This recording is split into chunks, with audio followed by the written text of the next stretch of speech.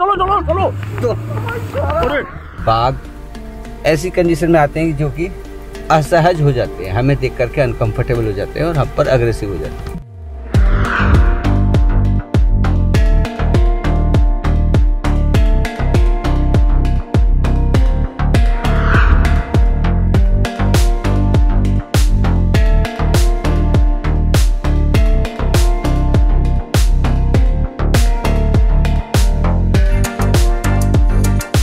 Guys, आज मैं दोबारा शख्स के पास आ गया हूँ जिसने आपको हाथी वाला इंसिडेंट दिखाया था। तो मेरे साथ हैं बॉबी सिंह जी जो यहाँ के गाइड हैं। तो एक बार फिर इनसे इनके किस्से पूछते हैं और उस कहानी को फील करते हैं। स्वागत है आपका। आज की शाम बारिश में रही, पूरी तरह से मानसून देख रहे हैं और मानसून के साथ साथ कुछ नदी नाले ऐसे हमने पार किए हैं जिनमें खतरा भी था और पानी का बहाव तेज भी था, और एक पानी के नाले को हम लोग देख करके ही वापस आ गए। उसको पार करना नामुमकिन सा था। और आज की शाम की कुछ वीडियोस हम आपके सामने प्रेषित करेंगे, डालेंगे नई वीडियो, और कोशिश उम्मीद करेंगे कि आप लोगों को वो वीडियो पसंद आए और पसंद आने पर हमारा काम और अच्छा बढ़े। आपकी शुभकामनाओं की उम्मीद में हूँ मैं। बिना टाइम वेस्ट करे आप अपना कोई ऐसा जंगल से जुड़ा इंसिडेंट सुना दीजिए जो बहुत ही रोमांचक हो और बहुत ही खतरनाक हो। बहुत रोमांचक तो हो सकता है, बहुत खतरनाक तो बड़ी मुश्किल से बनते हैं सीन।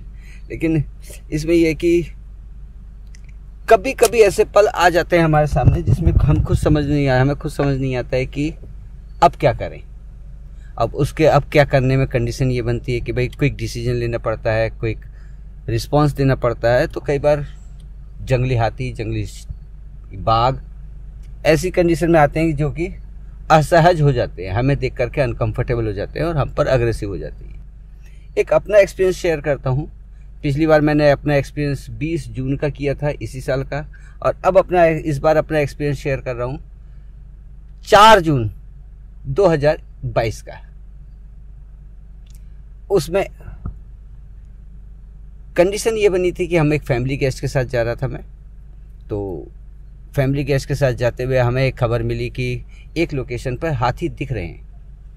मैंने अपने ड्राइवर से कहा चलें, तो ड्राइवर भी हाँ खुश हो गया, वो बोला कि चलो। और हम लोग वहाँ पहुँचे तो हमें हाथी आसपास कहीं दिखाई ही नहीं दिए। शायद वो झाड़ियों में चले गए थे, ये जंगल में चले गए थे, पता नहीं चला, लेकिन हाथी नहीं दिखाई दिए। तो उदास मन से हम लोगों ने गाड़ी घुमाई और वापस आ रहे थे तो एक हाथी ने हमारा रास्ता रोक लिया। उसका हाथी का रास्ता रोकना, हमारी गाड़ी का रुक जाना एक सामान्य सी स्थिति थी। मेरे गेस्ट ने अपने मोबाइल निकाले और एक प्यारी सी वीडियो बनानी शुरू की। हाथी शायद चिड़चिड़ी थी या गुस्से में थी या अपने बच्चों को लेकर ज़्यादा प्रोटेक्टिव थी, सुरक्षित करना चाह रही थी बच्चों को।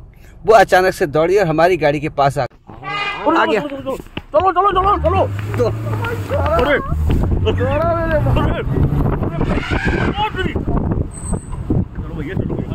करके रुक जाती है। और बैड कंडीशन ये कि मेरे ड्राइवर से गाड़ी स्टार्ट नहीं हुई।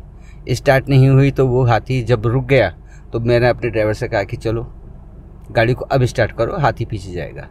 जब गाड़ी को स्टार्ट किया गया तो वो गाड़ी स्टार्ट होने के बाद जैसे हमने रिवर्स गियर में पीछे की तरफ लिया, वो हथनी आई, गाड़ी के पास आई, हमारी गाड़ी में फिर से तोड़फोड़ शुरू कर दी। और तोड़फोड़ वो थोड़े से हल्की थी। पीछे पेड़ आ गया था, गाड़ी रिवर्स कर रहे थे तो पीछे पेड़ आ गया। पहले तो पेड़ पे अटकी, फिर हाथी ने बोनेट पे सूंड मार दी, जिस वजह से कि गाड़ी में फिर से टोटल डैमेज हुआ। जब चलने को हुए तो देखते क्या है कि गाड़ी सस्पेंशन में फेलियर हो गई है और गाड़ी में गियर नहीं पड़ रहे हैं। गेस्ट थोड़े से नर्वस हो गए थे, उदास हो गए थे। और वीडियो बनाते हुए जब गाड़ी को पैर ठोकर लगी तो वीडियो बनाते हुए मेरे एक गेस्ट का मोबाइल ज़मीन पर गिर जाता है। अब जब ज़मीन पर मोबाइल गिर जाता है, अब गेस्ट भी नर्वस हैं, तो गेस्ट को मैंने कहा कि चलिए कोई बात नहीं है, बाद में उठा लेंगे, पहले अपना बचाव रखते हैं।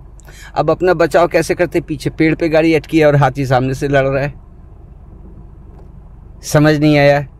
बहरहाल हाथी ने रिस्पांस दिया और हाथी थोड़ा पीछे हुआ। तो मैंने अपने ड्राइवर से कहा कि गाड़ी को थोड़ा आगे ले लो। उसने आगे को लिया तो हाथी डर के जंगल की तरफ भागा। हमने गाड़ी को रोका। रोकने के बाद मोबाइल उठा करके लाया। तो गेस्ट कहते भी है कि भैया आपको डर तो नहीं लग रहा? भाई मोबाइल उठाने के लिए तो उतरना ही पड़ेगा। अब मोबाइल उठाने के लिए उतरा तो हाथी अंदर से जंगल में चीख पुकार मचा रहे हैं, डर गए हैं या घबरा रहे हैं या अपनी ही टीम को जो है वो थोड़ा सा अलार्म कॉल दे रहे हैं। तो मैं नॉर्मली गाड़ी के पास आया, उनको कुछ ऐसा सीन कैप्चर, उनके मोबाइल में कुछ ऐसा सीन कैप्चर हो गया जो हमारे लिए लाइफ टाइम मेमोरेबल था। उसके कुछ शॉट मैंने हाथनी जब दौड़ के आ रही थी तो कुछ फ़ोटो शॉट मैंने हाथनी के अपने DSLR कैमरे से लिए, वो इसी फ्रेम में आपको दिखा देंगे। तो ये तो आपका एलिफेंट का किस्सा था। अब कुछ ऐसा बताएं टाइगर चार्ज का, और टाइगर के बिहेवियर के बारे में कुछ बताएं कि टाइगर का बिहेवियर कैसा होता है। आपने बफर जोन के भी टाइगर देखे हैं, आपने अंदर टाइगर रिजर्व के जो है कोर एरिया के जो टाइगर्स हैं वो भी देखे हैं। तो दोनों के स्वभाव में कितना फर्क है, कितना अंतर है? टाइगर का स्वभाव नॉर्मली सभी तरह से, चाहे वो कोर जोन का हो, बफर का हो या टूरिज्म एरिया का हो, सभी का व्यवहार एक नॉर्मली रहता है। लेकिन आपने सुना होगा कि गाय मरखनी भी होती है, गाय सीधी भी होती है, कुत्ता काटने वाला भी होता है, कुत्ता गोद में बैठने वाला भी होता है। ऐसी बिल्ली या ऐसी टाइगर के मामले में भी है। तो इनका व्यवहार ज़रूरत के हिसाब से बनता और बिगड़ता है। अब ज़रूरत के हिसाब से भैया दो टाइगर में आपस में लड़ाई है तो वो हमसे प्यार भरा माहौल नहीं बनाएगा, हमसे प्यार भरी दोस्ती नहीं करेगा, वो अपने आप में गुस्सा रखेगा। वो गुस्सा जैसे हम भी होते हैं कि भाई अपना गुस्सा किसी और का गुस्सा किसी और पे उतारते हैं, ऐसे जानवर भी करता है। जानवर में अगर बात करें टाइगर की तो टाइगर भी करता है। तो एक ऐसा ही सीन मेरे साथ भी बना। टाइगर्स मीटिंग पे थे, नवंबर का महीना था, कुछ साल पुरानी बात है। अब टाइगर्स मीटिंग पे थे और तो हमारी नज़र पड़ गई, कई लोग और भी देख रहे थे। अब देख रहे थे तो मैं भी पहुंचने के बाद खूबसूरत मौसम था, नवंबर का महीना था और मीटिंग टाइम पीरियड चल ही रहा था। तो हमने देखा कि टाइगर्स दूर दूर बैठे हैं, थोड़ा सा डिस्टेंस वाइज बैठे हैं। तो मैंने अपनी फ़ोटोग्राफ शुरू की खींचने, फ़ोटो खींचे तो मैंने ये देखा कि ये टाइगर्स एग्रेसिव है और टाइगर को अपने पास नहीं आने दे रही है। टाइगर भी गुस्से में है, तो अब उसका मूड ऑफ हो रहा है, भैया उसको मीटिंग करनी है, मीटिंग नहीं हो पा रही है और हम लोगों ने उसको घेर रखा है, भाई प्राइवेसी नहीं मिल रही है। तो बहरहाल वो एक घास के पास आराम से बैठ गया और अपने हाथ पैरों को चाटने लगा। मैंने अपने ड्राइवर और मेरे साथ उस समय फॉरेनर गेस्ट थे, तो मैंने अपने ड्राइवर रणवीर जी थे उस समय मेरे साथ, जो इस समय टाइगर की गाड़ी ऑपरेट करते हैं। तो अपने ड्राइवर से कहा कि भाई गाड़ी को किनारे करके आराम से लगा लो। उन्होंने गाड़ी लगा ली। तो मैंने कहा कि देखिए सब कुछ सही है, ये टाइगर हम पर चार्ज कर सकता है, अटैक कर सकता है, तो थोड़ा सा मेरे पीछे हो जाइए, मुझे फ़ोटो शॉट भी मिल जाएंगे और आप प्रोटेक्टिव भी रहेंगे। गेस्ट ने वैसे ही किया। तो जो गेस्ट थे, तो एक गेस्ट को, लेडी जो गेस्ट थी उनको मैंने आगे सीट पे बैठा दिया, जो मेरी सीट थी। अब मैं उनकी सीट पर आ गया और उनके गेस्ट पार्टनर जो थे उनको मैंने अपने पीछे कर लिया। अचानक से पता नहीं टाइगर के दिल में दिमाग में क्या हुआ, बहुत तेज़ी से उसने मॉक चार्ज किया और मैं उस शॉट को लेने में मिस कर गया। अब मिस कर क्या गया कि जब वो अचानक तेज़ी से दौड़ा, फिजिकली मैं भी तैयार नहीं था, थोड़ा बहुत तैयार भी था, तो गेस्ट हिल गए थे, उन्होंने मेरे कंधे को पकड़ लिया था और चीखने लगे थे। तो वो टाइगर आया और आने के बाद वापस चला गया, मैं फ़ोटो नहीं ले पाया। नर्वस तो मैं भी हुआ, एक डिस्टेंस मेंटेन कर रखी थी कि भैया 25-30 मीटर की डिस्टेंस थी, उस वहाँ तक दौड़ करके आना एक थोड़ा सा ये था कि एकदम से तो नहीं आएगा, अपना बचाव रखा जा सकता है। तो उदास मन हो गया। तो मैंने कंडीशन फिर देखी, टाइगर फिर वहीं जा कर के बैठ गया। हम लोग खड़े हैं, गाड़ियाँ आ रही हैं जा रही हैं। गाड़ियों के आने जाने पे जब देखा कि भाई ठीक है, एक समय बीतने के बाद लोगों ने टाइगर देखा चल दिए, हमें भी टाइम मिल गया, हमने फिर इंतज़ार किया। थोड़ी देर के बाद टाइगर्स मीटिंग पे आने के बाद फिर वो नॉर्मली बैठ गए। बैठने के बाद जो है टाइगर ने फिर हमारी गाड़ी की तरफ, जब मैंने देख लिया कि ये एग्रेसिव हो रहा है, हमारी गाड़ी की तरफ उसने फिर अटैक मारा, मॉक चार्ज कह सकते हैं उसे। उस शॉट को मैंने फिल्मा लिया, फोटोग्राफ्स मैंने खींच लिए और कुछ फोटोग्राफ्स इसी वीडियो में मैं आपको दिखाऊंगा। और मैं सोच रहा था कि उसके बाद सीन देखिए कि क्या था, कि मैं सोच रहा था कि गेस्ट खुश होंगे, मेरे को एक कॉम्प्लीमेंट्री मिलेगी, मेरे को थैंक यू कहेंगे, कुछ अवार्ड रिवॉर्ड भी मिल सकता है। बाद में पता चला कि गेस्ट नर्वस हो गए थे, उदास हो गए थे। उन्होंने ये मान लिया कि बॉबी ने अपनी फोटोग्राफी के चक्कर में हमें टाइगर से मरवा दिया। तो एक प्यारी सी कंप्लेंट लिख करके गए, जिसका मुझे ऑनरशिप ये मिली कि 2 महीने के लिए मुझे जंगल से बाहर कर दिया गया। विभाग के वन अधिकारियों ने मुझे बतौर गिफ्ट 2 महीने का सस्पेंड कर दिया। चलो ये भी एक जंगल का पहलू है, जंगल का एक पहलू है कि भाई प्लस और माइनस जुड़े होते हैं, अच्छा और बुरा। मुझे जंगल के अंदर खुशी भी मिली तो जंगल के बाहर आया तो मुझे अफसोस भी हुआ, लेकिन वो जो मुझे फोटो शॉट मिले वो मेरा लाइफ टाइम अचीवमेंट था। वो 2 महीने में रिकवरी नहीं मिल सकती, तो मैंने ये मान लिया कि वो बाकी के 2 महीने मेरी लाइफ में आए ही नहीं। लेकिन वो जो फोटो शॉट है, मैं उन 2 महीनों की बात नहीं कर रहा हूँ, वो जो 2 मिनट की बात थी मैं उसी की बात कर रहा हूँ। वो 2 मिनट की बात हालांकि 10-12 साल पुरानी बात है, उस 10-12 साल पुरानी बात को मैं आज दोहरा रहा हूँ तो कुछ ना कुछ यादें उसकी जुड़ी हुई हैं।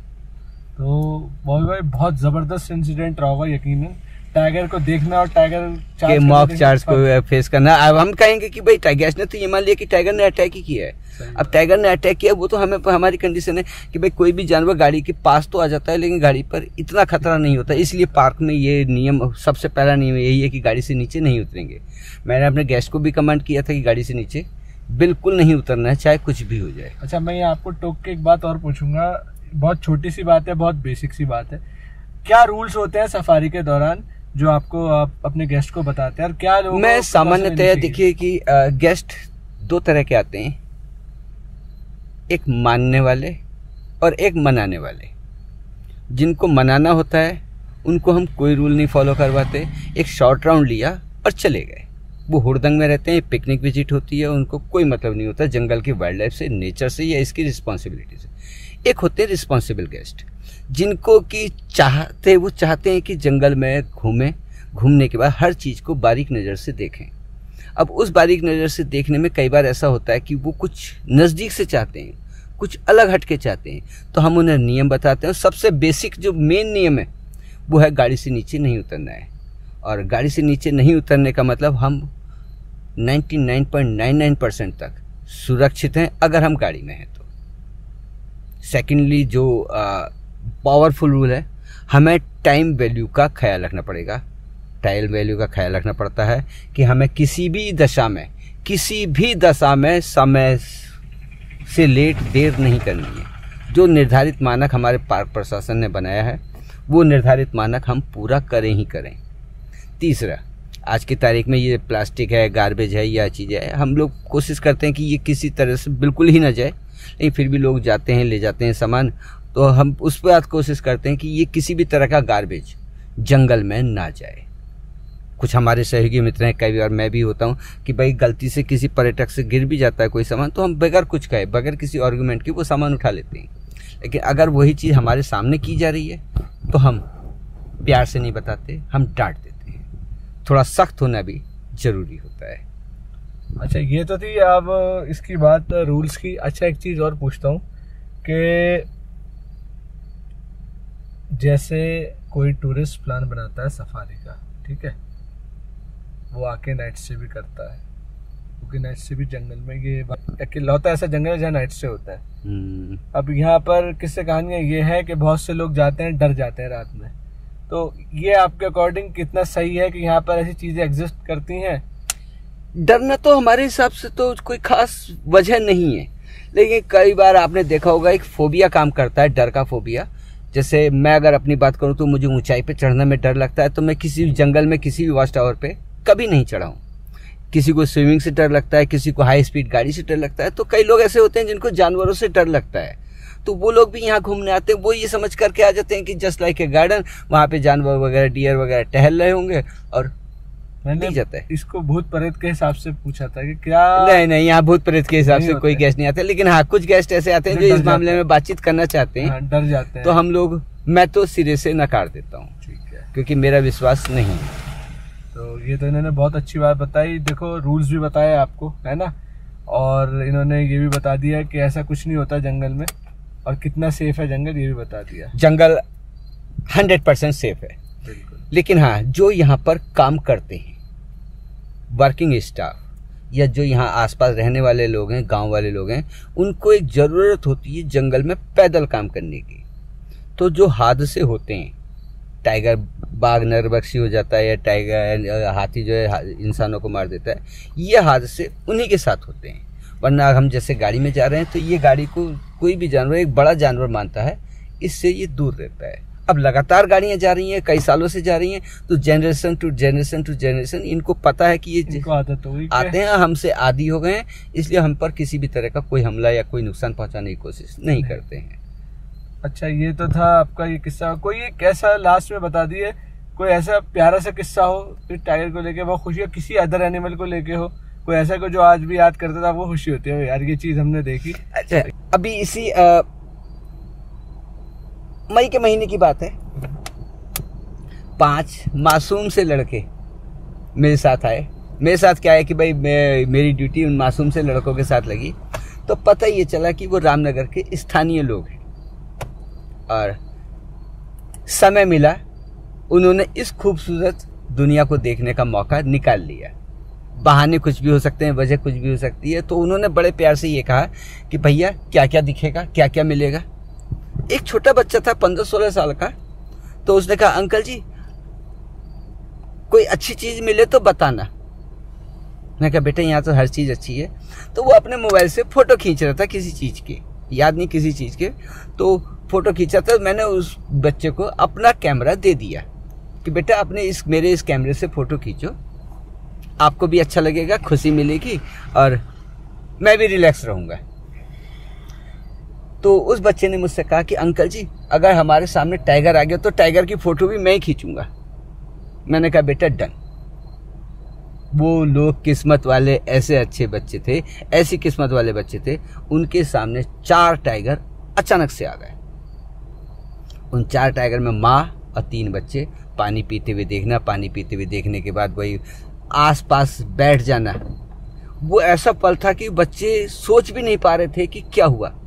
वो 3 फोटो भी मैं आपको दूंगा, तीनों बच्चों की जो फोटो है वो भी मैं आपके सामने दूंगा। देखिएगा कि बच्चों ने वो सारे फोटो बच्चों ने खींची हैं।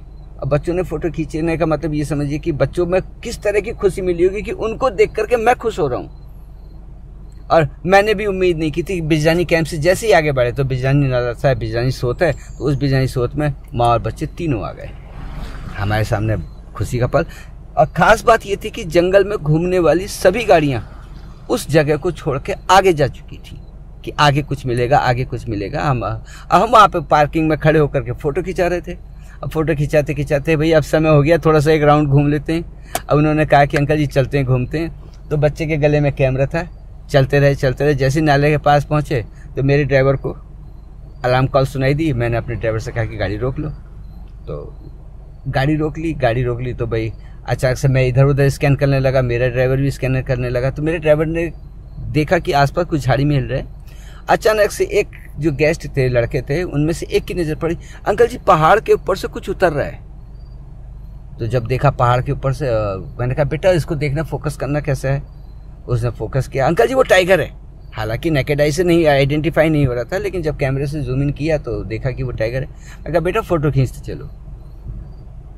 वो बच्चे इतने खुश हो गए कि आज भी मेरे घर पर, मेरे कंप्यूटर पे वो फोटोग्राफ्स देखने के लिए बार बार आते हैं, जबकि एक कॉपी मैंने उनको दे दी थी। तो ये कुछ पल होता है दोस्तों जो जंगल में हमेशा याद रहते हैं। और मैं कहता हूँ जिसने सफारी नहीं करी, जो करता है वो जानता है, जिसने नहीं करी है वो एक बार आए और ये लाइफ टाइम एक्सपीरियंस को एक्सपीरियंस करे। एक्सपीरियंस नहीं चीज होती है। चलो, बहुत अच्छा लगा इनसे बात करके, बहुत मजा आया। अब जल्दी मिलेंगे आपसे एक नई कहानी के साथ और एक नए किस्से के साथ।